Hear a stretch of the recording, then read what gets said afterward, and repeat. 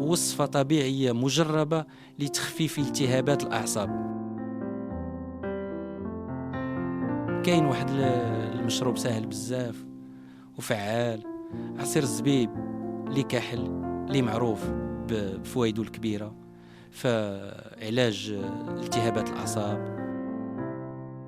طريقة التحضير: كتجيب 4 كاس صغير ديال الزبيب اللي كحل، كتحطو في كأس ديال الآلة الكهربائية، كتزيد عليه 3 كيسان ديال الماء طبيعي، كتطحنو مزيان وتشربو طريداج.